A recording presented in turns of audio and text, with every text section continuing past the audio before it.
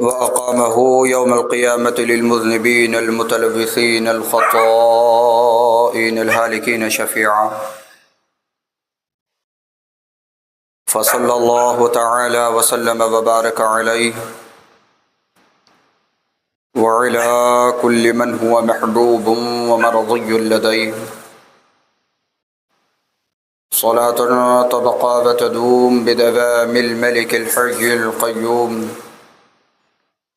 وأشهد أن لا إله إلا الله وحده لا شريك له، وأشهد أن سيدنا ومولانا محمدا عبده ورسوله. قال الله تبارك وتعالى في القرآن المجيد والفرقان الحميد وخطابه القديم وكتابه العظيم في شان حبيبه الكريم: إن الله وملائكته يصلون على النبي يا أيها الذين آمنوا صلوا عليه وسلموا تسليما. اللهم صل على سيدنا شفيعنا نبينا ومولانا ملجانا ومأوانا محمد رسول رب العالمين وعلى آله وأصحابه وأزواجه وذرياته وأهل بيته وأحفاده وأولياء أمته وعلماء ملته وشهداء محبته وأهل طاعتك أجمعين من أهل السماوات وأهل الأرضين إلى يوم الدين. أما بعد، فأعوذ بالله من الشيطان الرجيم. بسم الله الرحمن الرحيم. إنا أنزلناه في ليلة القدر وما أدراك ما ليلة القدر.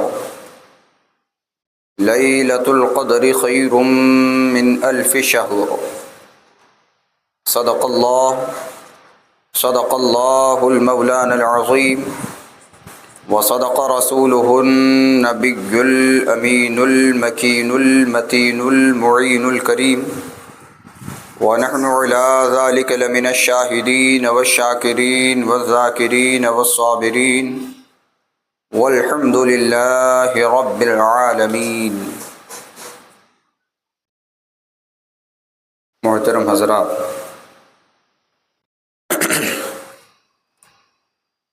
خطبہ مسنونہ کے بعد کلام مجید فرقان حمید کی جو آیتیں میں نے آپ لوگوں کے سامنے پڑھا، ان آیتوں کی روشنی میں کچھ باتیں کرنے سے پہلے بہتر و مناسب نہیں بلکہ ضروری سمجھتا ہوں کہ ہم اور آپ اپنے آقا و مولا لمبے لمبے ہاتھوں سے بھیک دینے والے داتا، گنبد خضرا کے پرنور چھاؤں میں آرام فرمانے والے مولا، بے کسوں کے کس بے بسوں کے بس جناب احمد مجتبی محمد مصطفیٰ صلی اللہ تعالی علیہ وسلم کی بارگاہ رسالت میں نہایت ہی ادب و احترام کے ساتھ گردنوں کو جھکا کر گنبد خضرا کی جانب لو لگا کر درود پاک کا نذرانہ پیش کریں. پڑھیں اللہم صلی علی سیدنا شفیعنا نبینا و مولانا محمد فی الاول کلامنا. اللہم صلی علی سیدنا شفیعنا نبینا و مولانا محمد فی الاوسط کلامنا. اللہم صلی علی سیدنا شفیعنا نبینا و مولانا محمد فی الآخر کلامنا. صلاۃ و سلام علیک یا رسول اللہ صلی اللہ تعالی علیہ وآلہ وصحبہ وسلم.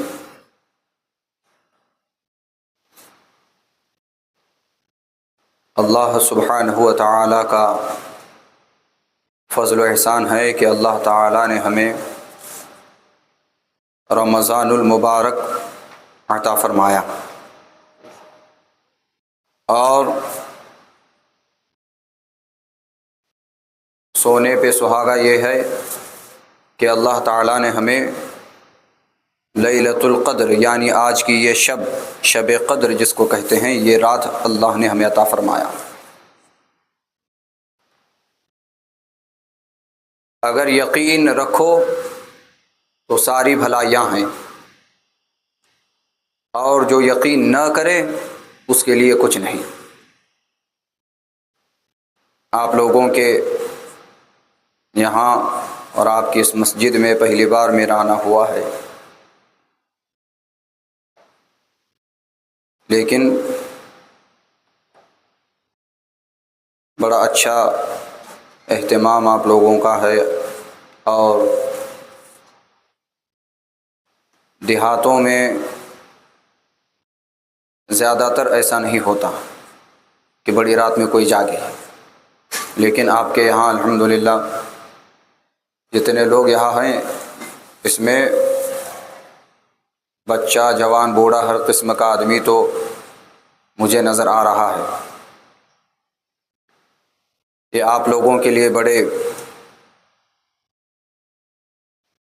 नसीब की बात है कि अल्लाह ताला ने आपको तौफीक दिया।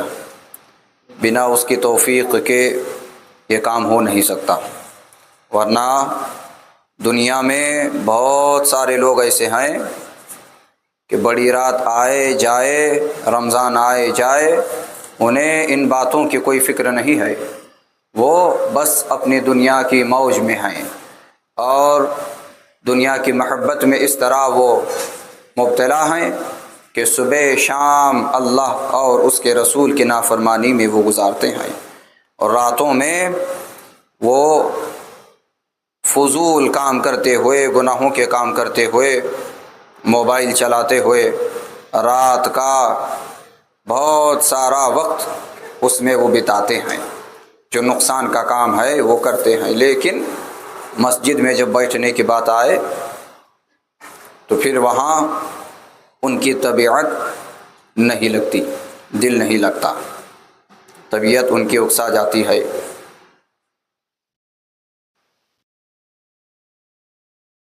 तो ऐसे सब लोगों का नसीब नहीं कि वो जाएं मस्जिदों में जाकर बैठें, बड़ी रात मनाएं। आप लोगों को ये बात मालूम होनी चाहिए कि अल्लाह ताला उन बंदों पर मेहरबानी फरमाता है जो नेकी करने की नीयत रखते हैं। अगर आपकी नीयत है कि हम नमाज पढ़ेंगे, हम शब मनाएंगे, तो अल्लाह ताला आपको तौफीक देगा।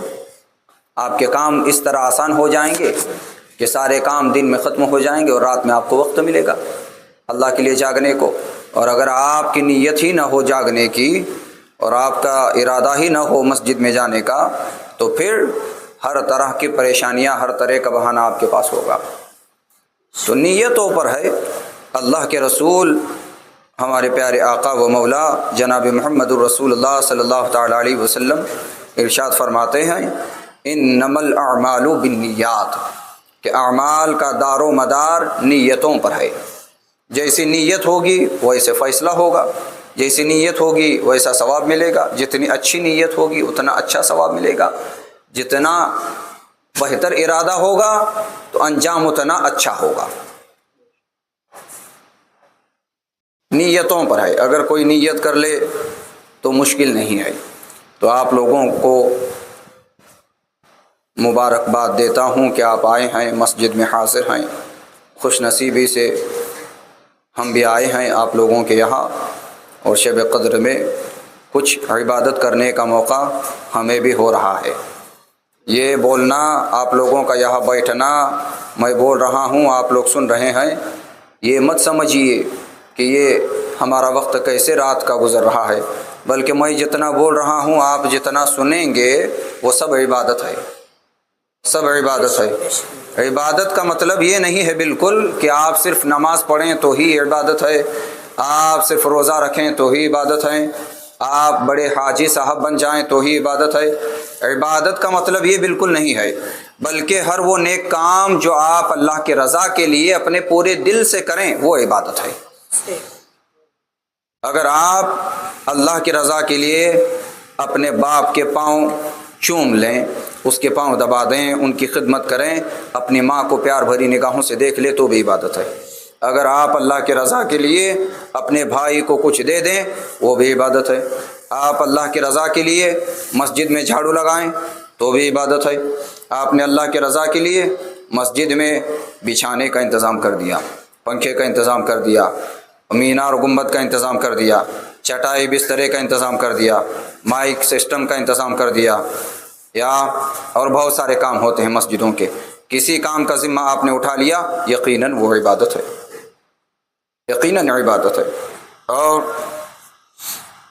آپ راستہ چل رہے ہیں، راستہ چلتے چلتے آپ نے دیکھا راستے میں کہیں بیچ میں روڈ میں بڑا پتھر ہے یا کوئی کنکر ہے، کوئی کانٹا ہے، کوئی کیل ہے، لوہے کا ٹکڑا ہے، اور آپ کو فوراً آپ کے ذہن میں یہ خیال آیا کہ یہاں سے کوئی انسان اگر گزرے گا، جانور کوئی گزرے گا، ہو سکتا ہے کانٹا ہے، کیل ہے، لوہا ہے، پتھر ہے، اس کے پاؤں میں لگ جائے گی، اس کو زخم ہو جائے گا، تکلیف کا سامنا کرنا پڑے گا۔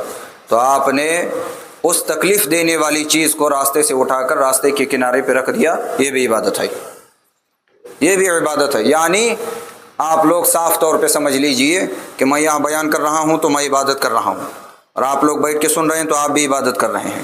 تو جتنا وقت یہاں گزرے گا بڑا اچھا وقت گزرے گا۔ یہ بھی ہو سکتا ہے کہ قیامت کے دن یہ وقت بڑے کام میں آئے آپ کے اور میرے۔ یہ لیلۃ القدر ہے، بڑی رات عام زبان میں اس کو بولتے ہیں۔ میں زیادہ وقت آپ لوگوں کا لوں گا نہیں، اور میری عادت ہے کہ میں ہمیشہ ایسی بات کرتا ہوں کہ بات تھوڑی رہے لیکن بالکل صاف ستھری رہے، کھول کر کے عوام کو بات بتائی جائے، کہ ایسا نہ ہو کہ میں نے بہت دیر بولا اور میں چلا گیا، اور پھر آپ لوگوں کا حال یہ ہو کہ ہمارے تو کچھ سمجھ میں ہی نہیں آیا۔ تو اس میں آپ لوگوں کا کوئی فائدہ نہیں ہوگا، ٹائم ویسٹ ہوگا، جو کہ سب سے قیمتی چیز ہے نا، وقت، وہ آپ کا خراب ہوگا۔ اس لیے میں ہمیشہ بہت سمجھا کر، رک کر، ٹھہر کر بات کرتا ہوں، اور ایسا کرتے کرتے میری عادت ہی ویسی ہو گئی ہے۔ یہ بڑی رات ہے۔ تو بڑی رات جو اس کو بولتے ہیں عرف عام میں، عام زبان میں، اس کا مطلب یہ نہیں ہے کہ کل کی جو رات تھی وہ گھنٹہ 2 گھنٹہ اس کا وقت کم تھا، آج کی جو رات ہے گھنٹے 2 گھنٹے سے بڑھ جائے اس لیے بڑی رات ہے۔ آپ لوگ دیہات کے لوگ ہیں، جلدی یہ بات سمجھ جائیں گے کہ آپ کے یہاں عام طور پہ کیا بولتے ہیں، جب سردی کے دن آتے ہیں تو بولتے ہیں کہ اب رات بڑی ہے، ہاں، اور دن چھوٹا ہے۔ پھر دھوپ کے دن جب آ جاتے ہیں تو پھر کیا ہوتا ہے، دن بڑا ہے اور رات چھوٹی ہے۔ تو اس میں اعتبار ٹائم کا رہتا ہے کہ اب جلدی سورج ڈوبے گا، رات کا زیادہ ٹائم جو ہے آدمی سونے میں گزارے گا، صبح سردی بہت رہتی ہے تو جلدی اٹھے گا نہیں، جلدی سورج کی کرن پھیلے گی نہیں، گرمی ملے گی نہیں، تو سارا نظام دھیرے دھیرے رک کے چلے گا۔ اس لیے رات بڑی ہے، دن چھوٹا ہے۔ اور گرمی میں کیا ہے، رات بڑی گرم ہوتی ہے، کبھی کبھی ایسا حال ہوتا ہے کہ سکون کی نیند نہیں آتی، اور صبح جلدی اٹھ کر کے ہر کوئی اپنے اپنے کام دھندے پہ چلا جاتا ہے، تو اس کا مطلب کیا ہوتا ہے کہ رات چھوٹی ہے اور دن بڑا ہے۔ تو یہ جو بڑی رات بولتے ہیں نا، اس کا مطلب یہ نہیں ہے جو شب معراج، شب برات، شب قدر، یہ جو راتیں ہیں ان کو جو ہم بڑی رات بولتے ہیں، اس کا مطلب یہ نہیں ہے کہ یہ ٹائم کے حساب سے بڑی نہیں ہے، ٹائم اتنا ہی رہے گا، لیکن مقام، مرتبہ، اس کی پوسٹ، اس کا رتبہ اور راتوں میں بڑا ہے، اس لیے بڑی رات سمجھتے ہیں۔ جیسے بہت سارے لوگ ہیں، بہت سارے لوگوں میں کوئی حاجی صاحب ہو تو ہم کیا بولتے ہیں کہ یہ بڑے ہیں، ہاں، یہ بھی ہو سکتا ہے کہ حاجی صاحب سے بڑی عمر کا آدمی بھی بیٹھا ہوا ہے، لیکن حاجی صاحب ہی کو بڑا کہا جا رہا ہے، کیوں؟ مرتبہ بڑا ہے، مرتبہ بڑا ہے۔ تو مرتبے کے حساب سے، رتبے کے حساب سے آج کی رات یہ بہت اہم ہے، بڑی ہے، اتنی بڑی ہے کہ اللہ تعالیٰ نے قرآن میں اس کا ذکر فرمایا۔ قرآن میں جو میں نے آیتیں پڑھا آپ لوگوں کے سامنے، میں نے 3 آیت پڑھا آپ لوگوں کے سامنے، یہ قرآن پاک کے آخری پارے کی یہ 3 آیتیں میں نے آپ لوگوں کے سامنے پڑھا۔ اللہ نے کیا فرمایا اس میں؟ انا انزلناہ فی لیلۃ القدر، کہ بے شک ہم نے اسے لیلۃ القدر میں اتارا۔ تو کسے اتارا؟ قرآن پاک کو۔ قرآن ہے نا، آپ لوگوں کے یہاں بھی ہوگا، پڑھتے بھی ہوں گے، اگر نہیں پڑھتے ہیں تو پڑھیے، عادت بنا لیجئے قرآن پاک پڑھنے کی۔ روزانہ تھوڑا ہی صحیح، ایک آدھ صفحہ، ایک آدھ رکوع، ایک آدھ سورت یا کچھ آیتیں، لیکن پڑھنا چاہیے ہر مسلمان کو۔ ہر مسلمان کے گھر میں صبح صبح نماز فجر پڑھی جائے، اور نماز فجر کے بعد سب سے پہلا ہمارا کام کیا ہے کہ ہم قرآن پاک پڑھیں۔ ایسا کرنے سے کیا ہوگا کہ آپ کے گھر میں بہت برکت ہوگی، آپ کے گھر میں خوشحالی آئے گی، آپ کے گھروں میں سکون پیدا ہوگا، جھگڑا فساد ختم ہوگا، محبتیں پیدا ہوگی، اور آپ کی ترقی ہو جائے گی، اور آپ کے گھر میں اللہ تعالیٰ سب کو شفا عطا فرمائے گا، بیماری گھٹ جائے گی، اور سب سے بڑی جو چیز ہے وہ کیا ہے؟ دلوں کا اطمینان، جو دل کا سمادھان ہے، اللہ تعالیٰ وہ بھی ہمیں عطا فرمائے گا اگر ہم عادت بنا لیں۔ اٹھنا تو ہے ہی ہم کو، اس کا جو فجر نہ پڑے اس کا مطلب یہ تھوڑی ہے کہ وہ دن بھر سوتا ہی رہتا ہے، بلکہ کچھ دیر بعد، کچھ گھنٹے لیٹ، لیکن وہ اٹھتا ضرور ہے۔ تو ہمیں کیا کرنا ہے؟ جو دیر سے اٹھتے ہیں تو کچھ دیر پہلے ہم اٹھیں، تو اس سے کیا ہوگا؟ اٹھنا تو ہے ہی، اللہ بھی راضی ہو جائے گا۔ اب رمضان شریف میں آپ لوگوں کی عادت بن چکی ہوگی نماز فجر پڑھنے کی، تو رمضان کے بعد میں بھی اس عادت کو آپ ہمیشہ قائم رکھیے، اپنی اس مسجد کو ہمیشہ آباد رکھیے۔ مسجد آپ کی آباد رہے گی تو گھر بھی آباد رہے گا، ہاں، کھیت بھی آباد رہے گا، ہر جگہ برکت ہوگی۔ اور اگر یہاں ویرانی ہو گئی تو پھر کہیں سے کوئی فائدہ نہیں ہوگا۔ آپ یہ سمجھیں کہ میں مسجد کو کبھی نہیں جاؤں گا، اور لیکن روپیہ پیسہ بہت کماؤں گا اور ہر طرح کا عیش و آرام مجھے ملے گا، تو یہ ہو نہیں سکتا۔ آپ طرح طرح کی پریشانیوں میں ہمیشہ گھرے رہیں گے، اور پھر کوئی ڈاکٹر، کوئی حکیم، کوئی طبیب، کوئی وکیل کچھ نہیں کر سکتا۔ کیوں؟ کیونکہ یہ سب تو بندے ہیں، اور اللہ تعالیٰ نے ہم کو بنایا اپنی عبادت کے لیے، اور اللہ کا یہ خاص گھر ہے، عبادت کرنے کی جگہ ہے، مسجد ہے سجدہ کرنے کی جگہ۔ اگر ہم یہاں آ کر اپنی عرضیوں کو رکھیں گے، اور اپنے دل کا حال اگر یہاں آ کر ہم اپنی دعاؤں میں بیان کریں گے، تو پھر اور کسی کے پاس جانے کی ضرورت نہیں پڑے گی۔ تو اللہ تعالیٰ نے فرمایا انا انزلناہ فی لیلۃ القدر، کہ ہم نے قرآن کو لیلۃ القدر میں اتارا۔ اور دوسری آیت میں اللہ تعالیٰ نے بندوں سے یہ فرمایا وما ادراک ما لیلۃ القدر، اور تم نے کیا سمجھا کیا ہے لیلۃ القدر؟ تو بندوں کے سمجھ میں کچھ آیا بھی ہے کہ کیا ہے شب قدر، تو اللہ تعالیٰ نے تیسری آیت میں اس کا بیان فرمایا۔ کیا فرمایا؟ لیلۃ القدر خیر من الف شہر، لیلۃ القدر، شب قدر 1000 مہینوں سے بہتر ہے، 1000 مہینوں سے بہتر۔ یہ ایک رات کا مقام اور مرتبہ اتنا بڑا ہے کہ آپ ہزاروں مہینے اگر اللہ تعالیٰ کی عبادت کریں، جو کہ ہو نہیں سکتا، ہماری عمر اتنی نہیں ہے، ہماری عمر اتنی نہیں ہے۔ ہزاروں مہینے اگر کوئی جاگ کر راتوں میں اللہ تعالیٰ کا ذکر کرے تو اسے اتنا ثواب نہیں ملے گا جتنا آج کی رات میں جاگ کر 2 رکعت نماز پڑھنے والے کو ملے گا۔ تو بہت زیادہ ثواب آج کی رات میں جاگنے والے کو اللہ تعالیٰ عطا فرماتا ہے۔ اتنا زیادہ ثواب ہے، ایک واقعہ آپ لوگوں کے سامنے رکھوں، آسانی سے آپ لوگوں کو بات سمجھ میں آ جائے گی۔ بنی اسرائیل میں، یعنی ہمارے نبی، آخری نبی جناب محمد مصطفیٰ صلی اللہ تعالیٰ علیہ وسلم یہ آخری نبی ہیں، اور ہمارے نبی کے بعد دنیا میں کوئی نبی نہیں آئے گا، کوئی نہیں آئے گا، قیامت تک کوئی نہیں آئے گا۔ یہ عقیدہ اپنا صاف آپ رکھیے کہ ہمارے نبی آخری نبی ہیں، بس اب قیامت تک ہمارے نبی کا ہی راج چلے گا، ہمارے نبی کا کلمہ چلے گا، قاعدہ قانون سب ہمارے نبی کا ہی چلے گا۔ تو اس سے پہلے جو زمانہ گزرا ہمارے آقا سے پہلے حضرت موسیٰ علیہ السلام کا، تو ان کی جو امت تھی انہیں کہتے ہیں بنی اسرائیل۔ جیسے میں، آپ، ہم سب کون ہیں؟ امت محمدی۔ حضور کی امت ہے ہم لوگ. تو بنی اسرائیل میں ایک اللہ والے تھے، ان کا نام تھا حضرت شمعون رضی اللہ عنہ. حضرت شمعون رضی اللہ تعالیٰ عنہ جسم سے بہت زیادہ طاقتور آدمی تھے. قوی ہیکل آدمی سمجھتے ہیں، بہت اونچا، بہت چوڑا، اس کے ہاتھ میں بہت طاقت، اس کے پاؤں میں بہت طاقت، بہت مضبوط آدمی. اور اللہ تعالیٰ نے ان کو بہت لمبی عمر عطا فرمایا، اور انہوں نے اپنی پوری زندگی کس طرح گزاری؟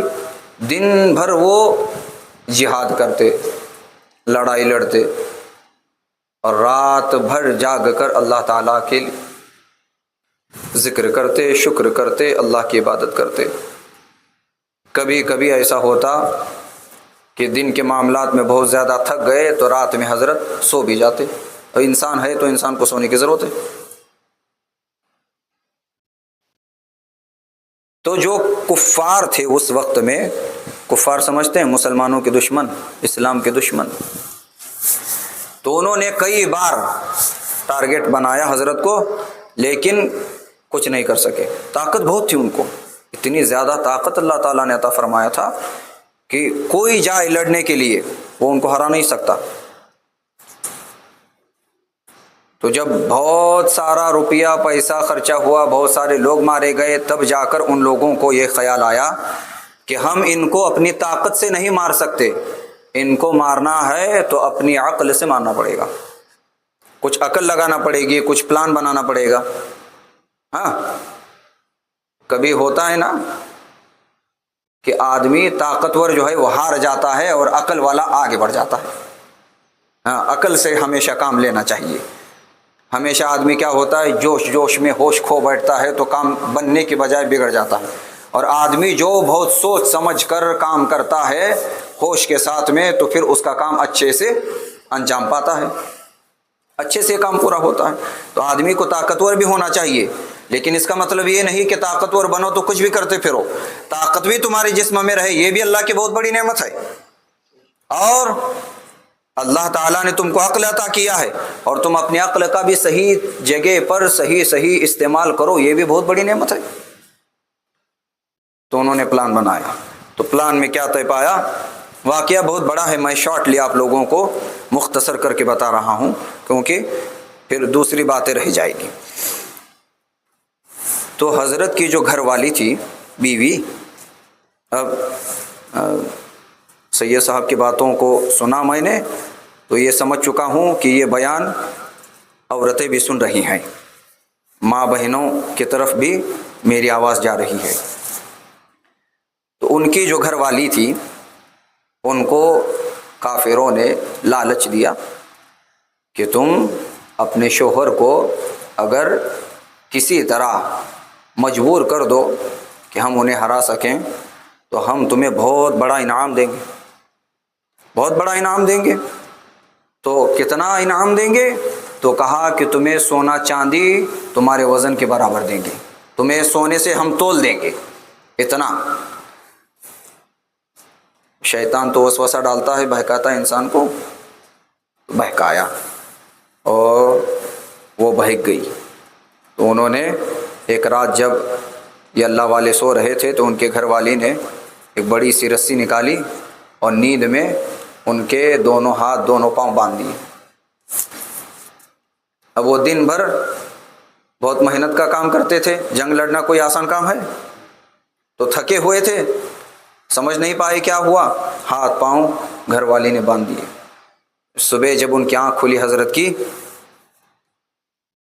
تو انہوں نے بس ہلکی سی حرکت کی اپنے جسم میں، ساری رسیاں ٹوٹ گئی. رسی سے جو باندھ دیا گیا تھا ساری رسی ٹوٹ گئی. اب بیوی کو بلایا، ادھر آؤ، اے کون باندھا ہے ہم کو؟ تو کہا کہ حضرت میں نے باندھا. تو کس لیے باندھا؟ تو اب بیوی تو ہے دھوکے میں ڈال دیا، کہا کہ آپ کی طاقت کو دیکھنے کے لیے لوگ بولتے ہیں آپ کو میں بہت طاقت ہے، بہت طاقت ہے. میں نے بھی سوچا جنگ تو آپ جب لڑتے ہیں تب میں تو نہیں آتی دیکھنے کے لیے آپ کو کہ آپ کس طرح لڑتے ہیں، میں عورت ہوں، تو آپ کی طاقت کو آزمانے کے لیے میں نے آپ کو باندھ دیا۔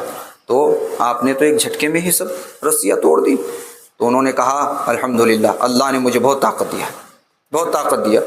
تو ہمارے بزرگوں سے ہم کو یہ سیکھ ملتی ہے کہ اللہ نے جو نعمت دیا ہے اس پہ اللہ کا شکر ادا کرنا چاہیے، الحمدللہ کہنا چاہیے۔ یہ نہیں کہ میں بہت بڑا طاقتور ہوں، میں کسی کو بھی مار دوں گا، میں بوڑھے کو مار دوں گا، میں بچے کو مار دوں گا، میں عورت کو مار دوں گا، میں اپنی بیوی کو، گھر والی کو مار دوں گا، میں جس پر چاہے ظلم کر دوں گا، میں اپنے بھائی کا حق لے لوں گا، میں اپنے باپ کو مار دوں گا، میں اپنے ماں کو گالی دے دوں گا۔ جس نے چلنا پھرنا سکھایا، اب یہ جوان ہوا، وہ بوڑھا ہوا، بجائے اس کے کہ وہ خدمت کرتا تو کیا کیا؟ ماں کو بھی مارا، باپ کو بھی مارا۔ ایسے بھی لوگ ہیں آج کے دور میں، اللہ بچائے ایسے لوگوں سے۔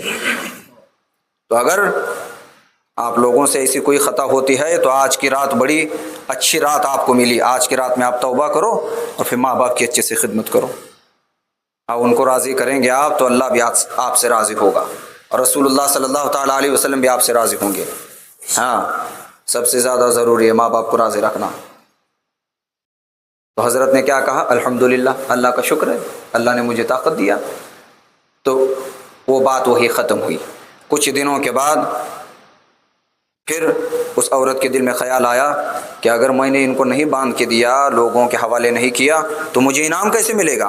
پھر اس نے بڑی بڑی زنجیر لائی، زنجیر سمجھتے ہیں نا، سکلی، لوہے کی سکلی، وہ لا کر زنجیروں سے ان کے ہاتھ پاؤں باندھ دیے۔ حضرت سوئے ہوئے تھے، صبح جب اٹھے تو ایک جھٹکا لگایا، سارے زنجیر کے حلقے کھل گئے، ٹوٹ کر بکھر گئی زنجیر۔ پھر بلایا، آؤ ادھر۔ آپ کس نے کیا؟ میں نے کیا۔ اب تم نے کیوں باندھا؟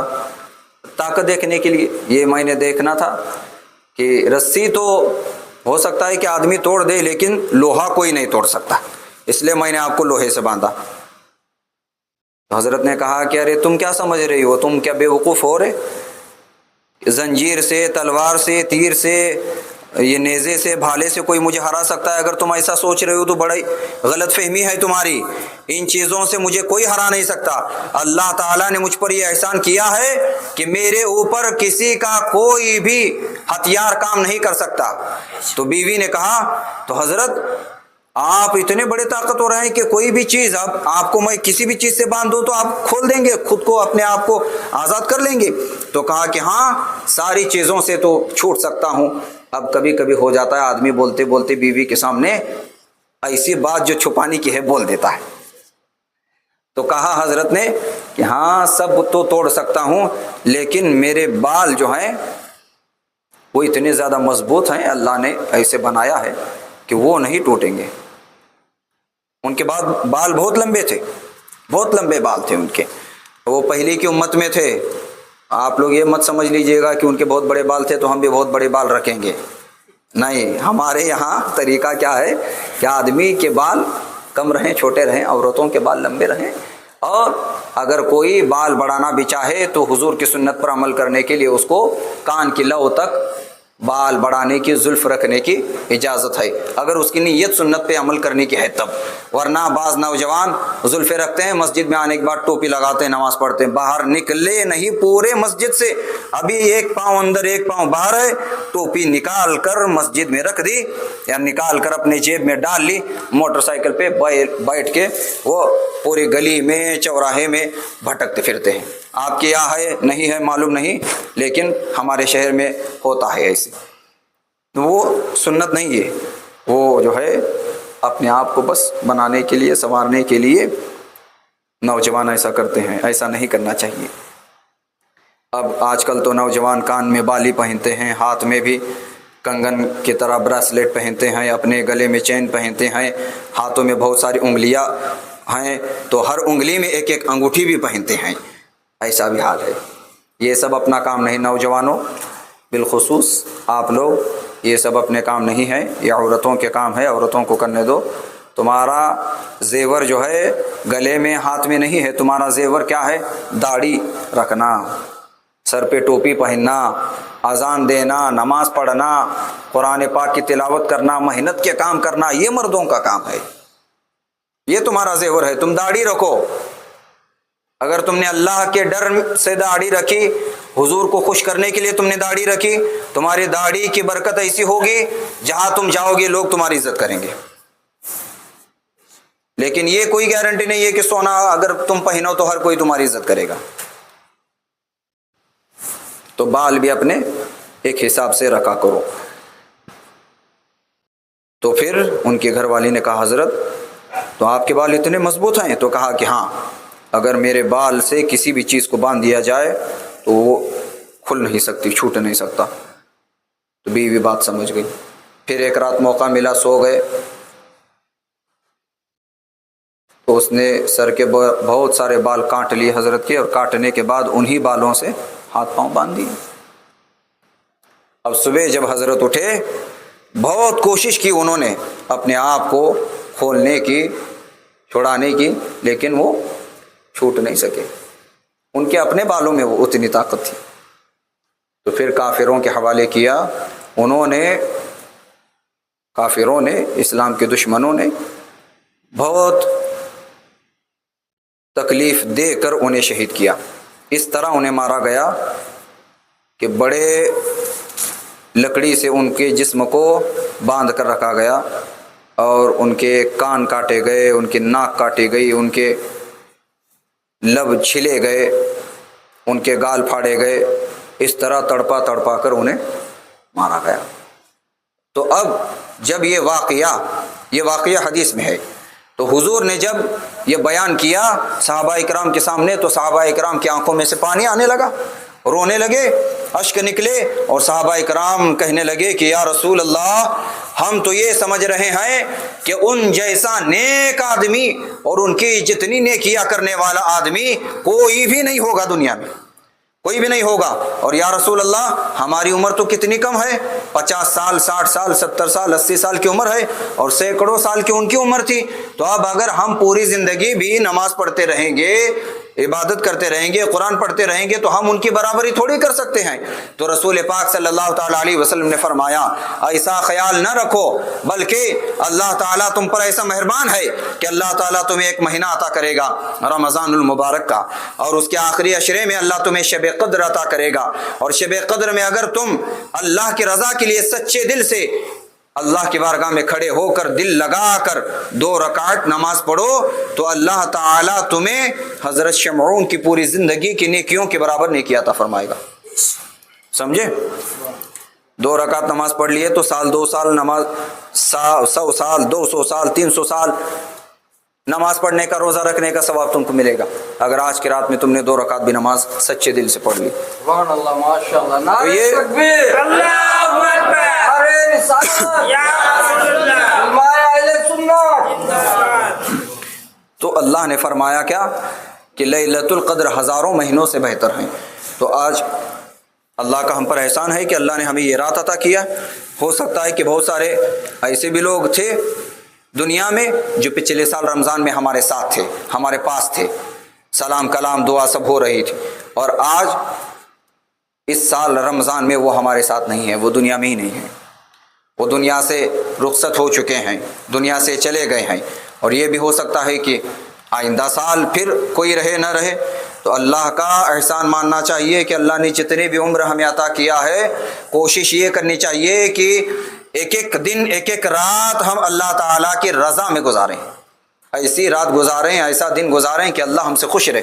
اس کا مطلب یہ نہیں کہ آپ روزانہ جاگو، میں یہ نہیں کہتا، بلکہ آپ روزانہ 5 وقتہ نماز پڑھو، روزانہ صبح میں اللہ تعالیٰ کا ذکر کرو، قرآن پاک کی جتنی ہو سکتی ہے آپ سے تلاوت کرو، اپنے ماں باپ کا خیال رکھو، اپنی بیوی بچوں سے محبت کرو، اور اپنے جو بڑے ہیں ان کا ادب و احترام کرو، جو چھوٹے ہیں ان کے اوپر مہربانی کرو، اور سارے مسلمانوں کے ساتھ، چاہے اپنا ہو پرایا ہو، سب کے ساتھ بھلائی کا معاملہ رکھو، اور مسجدوں کو ہمیشہ صاف ستھرا رکھو، مسجدوں کو ہمیشہ آباد رکھو، اور مسجد سے ہمیشہ جڑے رہو، اور مسجد میں بار بار جاتے رہو، اور مسجد کو ویران نہ ہونے دو۔ کوئی دن ایسا نہ ہو کہ ہماری مسجد میں تالا پڑ گیا ہے، تالا لگ گیا ہے، بلکہ روزانہ مسجد کھلے، روزانہ اس میں اذان ہوتی رہے، ایک ہی آدمی نماز پڑھے لیکن روزانہ اذان ہو، روزانہ نماز ہو۔ اگر ہماری مسجد ایسی آباد رہی اور ہم نے اگر اپنی زندگی کو اس طرح سے گزارا تو پھر اللہ ہم سے راضی ہوگا، اور اللہ کے رسول ہم سے راضی ہوں گے، اور جتنے آپ کے کام بگڑے ہیں سارے کام سنور جائیں گے۔ جتنے کام رکے ہیں سارے کام چل پڑیں گے، جتنی پریشانیاں آئی ہیں ساری پریشانیاں ختم ہو جائیں گی، جتنی بلائیں آ رہی ہے آج ہمارے اوپر، یہ بلائیں کیوں آ رہی ہے؟ یہ ہماری نافرمانیوں کا نتیجہ ہے۔ ہم نے جو کیا یہ ہماری کرنے کا پھل ہم کو مل رہا ہے۔ اگر ہم اللہ رسول کے فرما بردار رہتے تو پھر زمانے میں کسی کی ہمت ہے کہ ہم کو جھکا سکے؟ لیکن نہیں، اگر ہم اللہ کی بارگاہ میں نہیں جھکیں گے تو صاف سیدھی بات ہے، اگر ہم اللہ کی بارگاہ میں نہیں جھکے تو ہم کو کہیں نہ دوسری جگہ جھکنا پڑے گا نا۔ اگر ہم یہاں آ کر گردن جھکا کے کھڑے رہیں تو اللہ ہم کو ایسی عزت عطا کرے گا کہ کسی کے سامنے گردن جھکانے کی ضرورت نہیں پڑے گی، اور اگر یہاں گردن نہیں جھک رہی تو پھر ہر جگہ گردن جھکے گی۔ اور آپس میں اتفاق رکھو، جھگڑا فتنہ فساد نہ رکھو، محبتیں قائم رکھو، آپس میں چھوٹی موٹی باتوں پر جھگڑا کرنے کے بجائے درگزر کیا کرو، ایک دوسرے کے دلوں میں محبت پیدا کرنے والا کام کرو، جب کسی سے ملو اس کو سلام کیا کرو، اور جب اللہ تعالیٰ ایسا خاص موقع ہمیں دے جیسے رمضان، شب معراج، شب برات، شب قدر ہے، حضور کی شب ولادت ہے، حضور کا جو یوم ولادت ہے 12 ربیع الاول ہے، تو ان خاص موقعوں پر بہت زیادہ عبادت کرنے کی کوشش کیا کرو۔ اور آج کی رات میں اور ایک خاصیت آج کی رات کی میں آپ کو بتاؤں کہ آج کی رات میں فرماتے ہیں کہ اللہ تعالی کی رحمت سارے بندوں کے لیے عام ہے، سب بندوں کے لیے عام ہے۔ آج کی رات میں اعلان ہوتا ہے آسمانوں سے، کیا کہ آج کی رات میں اگر کوئی بھی اللہ تعالیٰ سے اپنے گناہوں کی معافی مانگے تو اللہ اسے معاف کرے گا، اللہ سے وہ مغفرت مانگے اللہ اس کی مغفرت فرمائے گا۔ آج کی رات میں کوئی بھی ایسا آدمی جو غربت و افلاس سے دوچار ہے وہ آج کی رات میں دعا کرے، اللہ تعالیٰ اسے مالدار کر دے گا، اس کی کمائی میں برکت ڈال دے گا۔ آج کی رات میں کوئی ایسا ہو بے اولاد ہے، مرد ہے، عورت ہے، تو آج کی رات میں وہ جاگ کر اللہ کو راضی کرے، اپنے گناہوں سے توبہ کرے، ہاتھ اٹھا کر دامن پسار کر اللہ تعالیٰ سے اگر وہ اولاد کی دعا کرے اللہ تعالیٰ اسے صاحب اولاد کر دے گا، اس کا دامن اللہ تعالیٰ بھر دے گا۔ آج کی رات کوئی کہیں کی پریشانیاں تمہارے ساتھ ہیں، آج کی رات میں تم دعا کرو سچے دل سے، اللہ تعالیٰ ساری پریشانیوں کو ختم کرے گا۔ دعا کرنے سے پہلے ایک بات ہمیشہ یاد رکھو، قاعدہ یہ ہے کہ جب کبھی تم اللہ تعالیٰ سے دعا کرو، دعا کرنے سے پہلے ہی تمہارے دل میں یقین ہونا چاہیے کہ اللہ میری دعا سنے گا اور میری خواہش کو اللہ تعالیٰ ضرور پوری کرے گا، کیونکہ ہمیں ہمارے نبی نے یہ حکم دیا کہ جب کبھی تم دعا کرو تو اللہ تعالیٰ سے تمہارے لیے جو سب سے اچھی چیز ہے وہی مانگو، اور بہت بڑا مانگو۔ کیوں؟ کیونکہ تم ایسے کی بارگاہ میں ہاتھ پھیلائے ہوئے ہو جس کے خزانے میں کوئی کمی نہیں، جس کے خزانے میں کوئی کمی نہیں۔ ہاں، تو آج کی رات میں آپ لوگوں کو کیا کرنا ہے؟ نماز پڑھنا ہے، میلاد شریف پڑھنا ہے، حضور کی نعت پڑھنی ہے، سلام پڑھنا ہے، درود شریف پڑھنا ہے، تسبیح پڑھنی ہے، اور اپنے گناہوں سے توبہ کرنی ہے۔ پچھلی زندگی میں جو نمازیں چھوٹ گئی اس کی قضا پڑھنی ہے۔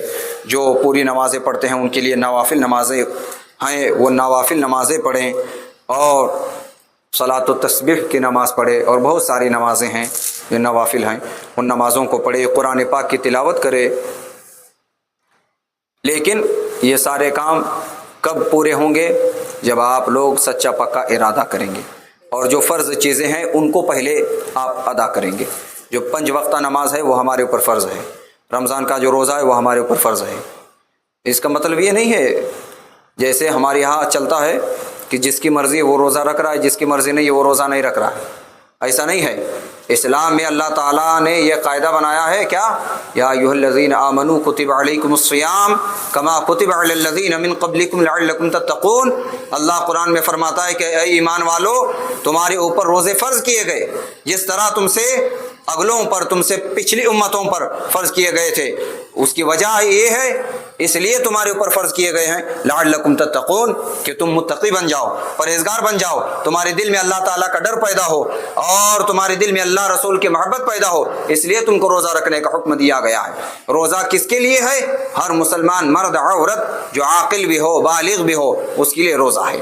نماز کس کے لیے ہے؟ جو ہر مسلمان مرد عورت جو عاقل ہو بالغ ہو اس کے لیے ہے۔ روزہ نہ رکھنے کی اجازت کس کو ہے؟ جو عاقل نہ ہو، جو بالغ نہ ہو، یعنی جو بالغ نہیں چھوٹا سا بچہ ہے اس کے اوپر روزہ فرض نہیں، اور جو عاقل نہیں یعنی پاگل ہے جس کی عقل ٹھیک سے کام نہیں کرتی اس کے اوپر روزہ فرض نہیں ہے۔ باقی جو بھی عقل مند ہے سب کے اوپر روزہ فرض ہے، اور عقل مند اگر ہم ہیں تو ہم کو اپنی عقل کا تھوڑا تو استعمال کرنا چاہیے کہ روزہ رکھیں، نماز پڑھیں۔ نوجوان بھی بہت سارے روزہ نہیں رکھتے، بہت سارے طاقتور لوگ بھی ہوتے ہیں جو روزہ نہیں رکھتے۔ آپ مجھے یہ بتاؤ 11 مہینے محرم سے لے کر شعبان تک، اور رمضان کے بعد شوال، ذی القعدہ، ذی الحجہ، یہ 11 مہینے ہم دن میں کتنے بھی مرتبہ کھانا کھائیں، کہیں پر بھی آپ نے پڑھا ہو یا کسی مولانا کی زبان سے یہ سنا ہے کہ آپ کو صرف 2 ہی بار کھانا ہے، تیسری بار نہیں کھا سکتے؟ سنا ہے کبھی؟ نہیں۔ کہیں یہ سنا ہے کہ آپ نے 3 بار کھایا 4تھی بار نہیں کھا سکتے؟ آپ نے کہیں کسی کتاب میں پڑھا ہے یا کسی امام نے، حافظ صاحب نے، مولانا صاحب نے آپ سے یہ کہا ہو کہ آپ دن میں اتنا ہی پانی پیجئے، اس سے زیادہ پانی پینا جائز نہیں ہے؟ کبھی سنا ہے آپ نے؟ نہیں۔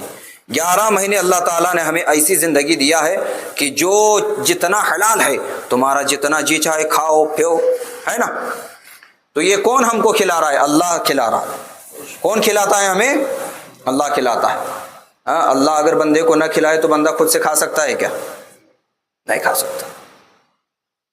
تو اللہ ہمیں 11 مہینہ کھلاتا بھی ہے، پلاتا بھی ہے، عیش کی زندگی عطا کرتا ہے، تو 1 مہینہ تو ہم کو روزہ رکھنا چاہیے نا اس کے لیے۔ اور روزے کا مطلب یہ بھی نہیں ہے کہ آپ دن اور رات بھوکا رہو، بلکہ صبح صادق سے لے کے غروب آفتاب تک صرف بھوکا رہنا پڑتا ہے، پیاسا رہنا پڑتا ہے۔ اور اتنا کام کرنا اللہ کے لیے اگر کرنے کی خواہش ہو تو مشکل نہیں، مشکل نہیں۔ میں نے بہت سے ایسے لوگوں کو دیکھا، ان کی عمر بہت، وہ بوڑھے ہو گئے لیکن پورے روزے وہ رکھتے ہیں۔ اور بہت سارے ایسے جوانوں کو میں نے دیکھا، وہ جوان ہے، ابھی اس کی شادی نہیں ہوئی، اس کی جسم میں بہت طاقت ہے، اللہ نے اسے بہت طاقت دیا ہے، لیکن وہ ایک بھی روزہ نہیں رکھتا۔ مطلب کیا ہے؟ طاقت کا اعتبار نہیں ہے، تمہاری نیت، تمہاری سوچ، تمہاری سمجھ، اس کا اعتبار ہے۔ اگر تم پکا ارادہ کر لو کہ رکھنا ہی ہے تو اللہ تعالیٰ تمہارے لیے آسانی کر دے گا، اور اگر تم نے سوچ لیا کہ میں رکھوں گا ہی نہیں تو پھر تمہارے لیے کیا چارہ ہے۔ اور اسلام ایسا مذہب ہے کہ یہاں کسی کے اوپر زبردستی نہیں، کیونکہ ہمارا دین مکمل ہے۔ ہمارے پاس قرآن ہے، حضور کے احادیث ہے، حضور کی پوری زندگی ہے، سیرت ہے، حضور کے اہل بیت ہیں ان کی سیرت ہے، صحابہ اکرام کی سنت ہے ان کی سیرت ہے، یہ ساری زندگیاں ہمارے سامنے ہیں اور سب کتابوں میں ہے۔ تو اب کسی کو کچھ بتانے کی ضرورت کہاں رہی، سارے مسائل سب کے سامنے واضح ہے۔ تو آپ لوگ روزہ رکھیے، تراویح پڑھیے۔ آج آپ کی شب ہو رہی ہے شب قدر، اس کا مطلب یہ نہیں کہ تراویح بند ہو گئی، کل بھی تراویح رہے گی، جب تک چاند نظر نہ آئے تب تک تراویح رہے گی، جب تک ہماری جان نہ نکل جائے تب تک نماز رہے گی۔ رمضان کے بعد میں مطلب اس کا یہ نہیں ہے کہ عید ہو گئی تو نماز بھی ختم ہو گئی، عید ہو گئی تو قرآن پڑھنا بھی بند ہو گیا، عید ہو گئی تو بالکل مسجد میں آنا ہی نہیں، امام صاحب کو بھول جاؤ، مسجد کو بھول جاؤ، اس کی طرف دیکھنا بھی نہیں، اپنے اپنے کام دھندے میں رہو۔ میں یہ نہیں بول رہا کہ آپ دن بھر مسجد میں بیٹھو، دن بھر کوئی مسجد میں نہیں بیٹھ سکتا، ہم لوگ نہیں بیٹھ سکتے دن بھر مسجد میں، ہمارا تو کام ہی مسجد والا ہے، لیکن ہم بھی دن بھر مسجد میں نہیں بیٹھ سکتے۔ آدمی کو ذمہ داری بیوی کی بھی ہے، بچے کی بھی ہے، ماں کی بھی ہے، باپ کی بھی ہے، کمانا بھی ہے، کھانا بھی ہے، بہت سارے کام ہیں نا اپنے کو، بازار جانا یہ ہے۔ آپ لوگ کھیتی باڑی والے ہیں، آپ کو کھیتی میں جانا پڑتا ہوگا، کسی کو دکان پہ جانا پڑتا ہوگا، تو اس کا مطلب یہ نہیں میں بتاتا آپ کو کہ دن بھر مسجد میں بیٹھو، نہیں، لیکن جب کبھی یہاں موجود رہو، حاضر رہو، تب تو مسجد میں آنا ہے کہ نہیں۔ فجر میں موقع ملتا ہے فجر میں آؤ، ظہر میں ملتا ہے ظہر میں آؤ، عصر میں ملتا ہے عصر میں آؤ، جب موقع مل رہا ہے تب آپ مسجد میں نماز کے لیے آؤ۔ اور جہاں کہیں کسی کام سے جاؤ، اپنے شہر سے باہر جاؤ، گاؤں سے باہر جاؤ، محلے گلی سے باہر جاؤ، جہاں نماز کا وقت ہو جائے، جہاں مسجد ملی یا نہ ملی، جس جگہ بھی نماز کا وقت ہو گیا اسی جگہ اپنی نماز پڑھو۔ نماز پڑھنے کے لیے مسجد میں نماز پڑھنا فرض نہیں ہے، لیکن نماز اپنے وقت پہ پڑھنا ضرور فرض ہے۔ ہاں، مسجد کا فائدہ کیا ہوتا ہے آپ اگر گھر میں ایک نماز پڑھیں گے تو آپ کو ایک نماز پڑھنے کا ثواب ملے گا، اور مسجد میں وہی نماز اگر آپ مسجد میں آ کے پڑھیں گے تو آپ کو ایک نماز کے بدلے 27 نماز پڑھنے کا ثواب ملے گا۔ یہ جماعت کی برکت ہے کہ جماعت سے جو بندہ نماز پڑھتا ہے اللہ تعالیٰ اسے 27 گنا زیادہ ثواب عطا فرماتا ہے۔ جیسے رمضان میں ہے نا، ایک نماز تم پڑھو گے تو تمہیں 70 نماز پڑھنے کا ثواب ملے گا۔ کتنی؟ 70 نماز۔ ایک روزہ رکھ لیا تو 70 روزے رکھنے کا تم کو ثواب ملے گا۔ تو آپ لوگ مسجد کو آباد رکھیں گے، ماحول آپ نے بنایا ہے بہت اچھا، نوجوان بھی بہت سارے ہوں گے آپ کے ساتھ میں، ہاں، کیونکہ ماحول نوجوانوں سے ہی بنتا ہے۔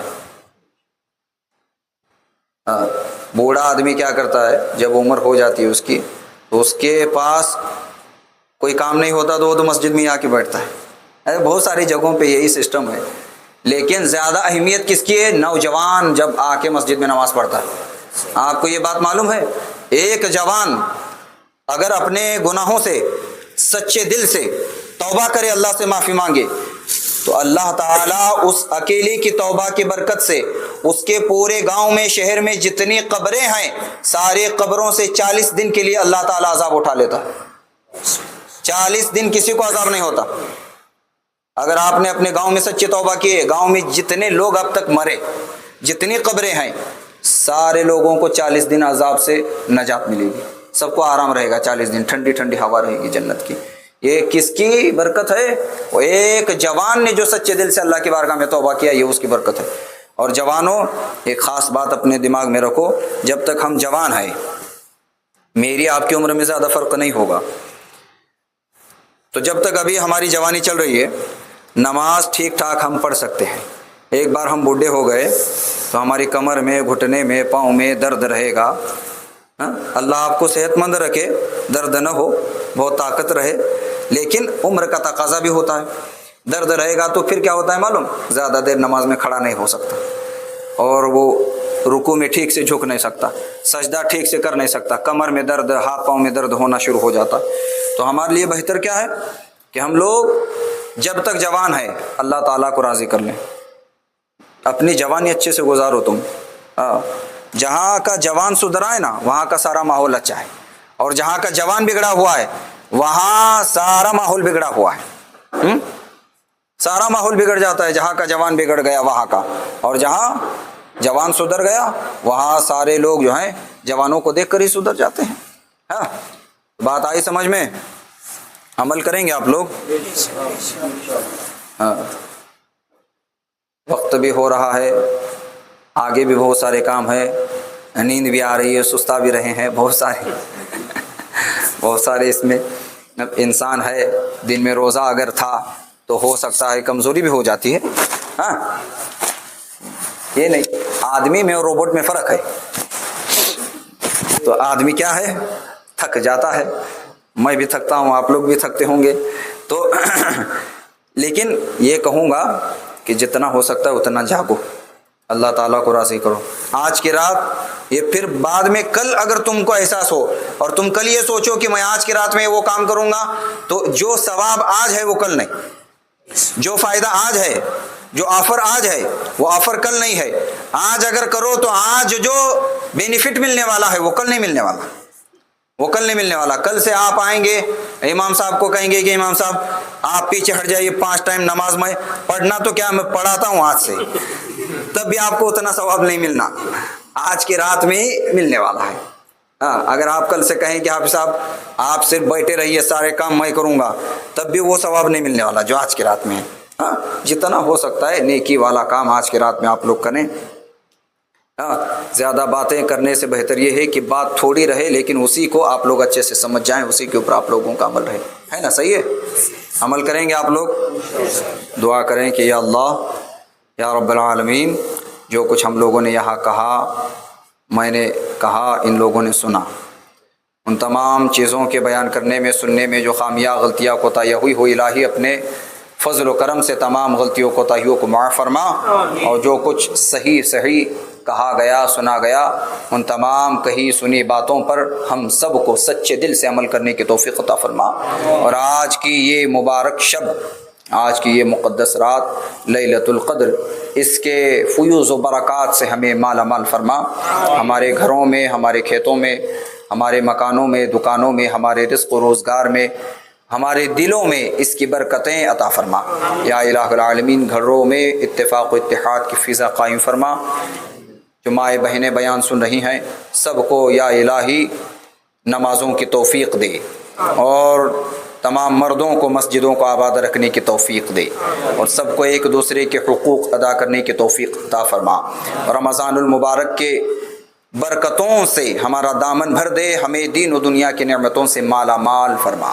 یا الہی ہمیں عزت کی زندگی عطا فرما، ہمیں وقار عطا فرما، ہمیں غلبہ عطا فرما، سرخ روی عطا فرما، گھروں میں برکتیں عطا فرما، کمائی میں برکتیں عطا فرما، رحمتیں عطا فرما، ذہنوں کو، دلوں کو سکون عطا فرما، نوجوانوں کو سیدھے رستے پر چلنے کی بالخصوص توفیق عطا فرما۔ الہی اس پورے گاؤں سے اب تک جتنے مرحومین انتقال کر چکے ہوں، دنیا سے جا چکے ہوں، مرد، عورتیں، بوڑھے، بچے، تمام مرحومین کی الہی مغفرتیں فرما، سب کی قبروں پر خاص خاص خاص سکینہ رحمت کا نزول فرما، سب کو جنت الفردوس کے اعلیٰ درجات میں داخل فرما، جتنے لوگ زندہ ہیں سب کی عمر میں برکتیں عطا فرما، جو بوڑھے یہاں بیٹھے ہوئے ہیں الہی ان کی عمروں میں برکتیں عطا فرما، انہیں صحت و سلامتی، تندرستی، توانائی عطا فرما۔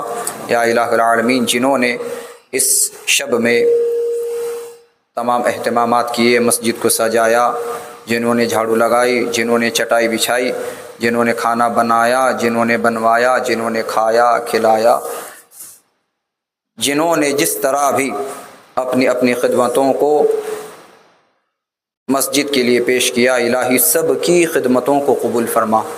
اب تک پورے اس ماہ مبارک میں جتنے بڑوں نے، بچوں نے، چھوٹوں نے اس مسجد میں آ کر تراویح کی نماز پڑھی، قرآن پاک پڑھا، درود پڑھا، سلام پڑھا، سب کی عبادتوں کو قبول فرما، سب کی دلی جائز تمناؤں کو پورا فرما، خواہشات کو پورا فرما، گناہوں سے بچا، ہمیں مذہب اہل سنت مسلک اعلیٰ حضرت پہ قائم رکھ، ہمارے ایمان کی حفاظت فرما، ہمارے عقیدے کی حفاظت فرما، ہمارے گھر کی حفاظت فرما، ہمارے ماں بہنوں کی عزت و آبرو کی حفاظت فرما۔ الہی جو بچے ہیں انہیں خوش اخلاق بنا، اچھا کردار عطا فرما، بچوں کو خوب سیرت بنا، اچھی اچھی عادتیں ان میں پیدا فرما۔ یا الہ العالمین، جو بری عادتیں ہمارے اندر ہے انہیں ختم فرما کر انہیں اچھی عادتوں سے تبدیل فرما، اچھی اچھی عادتیں، اچھا اخلاق ہمارے اندر پیدا فرما، بڑوں کا ادب کرنے کی، ماں باپ سے محبت کرنے کی، چھوٹوں پر شفقتیں کرنے کی، دوستوں کے ساتھ اچھے سے پیش آنے کی، بھائی بہنوں کے ساتھ بھلائی کرنے کی ہمیں توفیق عطا فرما۔ یا الہ العالمین، میرے آنے کو، کہنے کو، ان لوگوں کے آنے کو، یہاں بیٹھنے کو، سننے کو، ان تمام نیک کاموں کو اپنی بارگاہ میں منظور و مقبول فرما۔ آج کی اس شب مبارک کی برکت سے، اس کے وسیلے سے، اور ہمارے آقا و مولا جناب محمد الرسول اللہ صلی اللہ تعالیٰ علیہ وسلم کے صدقے، اور ان کے اہل بیت پاک کے صدقے، اور بالخصوص ہمارے آقا، ہمارے پیر و مرشد سرکار غوث اعظم غوث پاک رضی اللہ تعالیٰ عنہ کے وسیلے سے ہماری دعاؤں کو قبول فرما۔ وقال اللہ تبارک و تعالی فی شان حبیبہ الکریم، ان اللہ وملائکتہ یصلون علی النبی یا ایھا الذین آمنوا صلوا علیہ وسلموا تسلیما۔ اللہم صل علی سیدنا شفیعنا نبینا ومولانا محمد معدن الجود والکرم منبع العلم والحلم والحکم وعلی آلہ وبارک وسلم صلاۃ وسلام علیک یا رسول اللہ صلی اللہ علیہ وسلم۔ سبحان ربک رب العزۃ عما یصفون وسلام علی المرسلین والحمد للہ رب العالمین۔